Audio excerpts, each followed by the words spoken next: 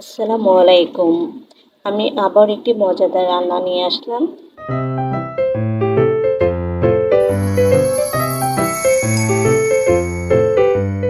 এটা কি মাছ? চাপিলা না জাটকা ইলিশ? কমেন্টে অবশ্যই জানাবেন। এখানে পরিমাণ মতো পানি নিয়েছি আর যেই মশলাটা আমি অ্যাড করে দিচ্ছি এখানে আছে পেঁয়াজ, কাঁচামরিচ, আদা, রসুন। আমি আদা দিয়েছি 1 টেবিল চামচ আর রসুন দিয়েছি হাফ টেবিল চামচ।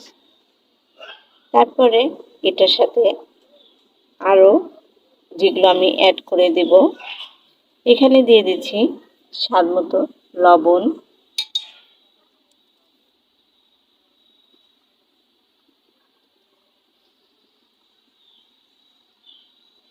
এবার দিয়ে দিচ্ছি 1 চামচ গুঁড়ো মরিচ, তারপরে দিয়ে দেব হাফ চামচ হলুদ।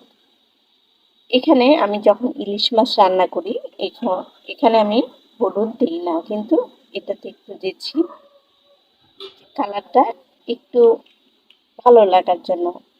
দিয়ে দিচ্ছি আমার গুঁড়ো দুধ।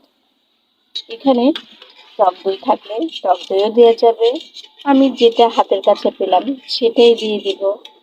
আর সিরকা দিয়ে দিলে তো দই হয়ে যাচ্ছে, এই জন্য শর্টকাটে এভাবেই রান্না করি। আর এটা ছোট বড় দাদা নানা সবাই খেতে পারবে, কোনো কাটা বাছতে হবে না এটা। এবার দিয়ে দিব এক হাফ কাপের থেকে একটু কম সিরকা, তারপরে দিয়ে দিচ্ছি 1 টেবিল চামচ সয়া সস, তারপরে পরিমাণ মতো তেল। এবার আমি একটু নাড়া দিয়ে এটার মধ্যে মাছগুলো দিয়ে দিব। তারপরে দিলাম ছোট্ট একটি তেজপাতা আর হাফ চা চামচ চিনি। ছোটরা তো এমনিতেই মাছ খেতে চায় না, আর এটা তো অবশ্যই খাবে কারণ এতে তো কাটা বাছতে হবে না। এটা সাধারণত ইলিশ মাছ দিয়েই আমি করি। তারপরে দিয়ে দিচ্ছি মাছ।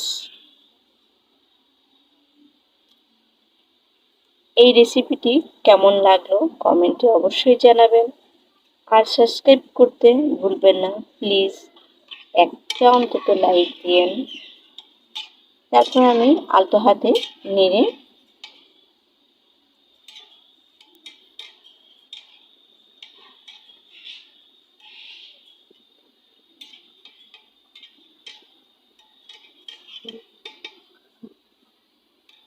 এটা ছোট মাছ দেখে আমি আধা ঘন্টা চুলায় রাখবো মাঝারি আছে, আর বড় মাছ হলে একটু বেশি সময় লাগবে। তারপর আমি ঢেকে দিচ্ছি। আধা ঘন্টা পরে আমি ফিরে আসলাম। মাছটা আমার হয়ে গেছে, একটু ভাঙা ভাঙা হয়েছে, সমস্যা নেই, ভেঙেই তো খেতে হবে। আর এখানে দিয়ে দিয়েছি ফ্রাই প্যানে 1 বাটি পেঁয়াজ। পেঁয়াজটা হালকা ব্রাউন কালার হলেই আমি মাছটা ঢেলে দেব।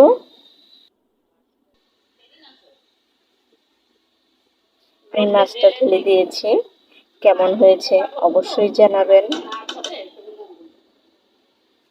এই মাছটা খেতে কিন্তু অসম্ভব মজা। সবাই ভালো থাকবেন। আসসালামু আলাইকুম।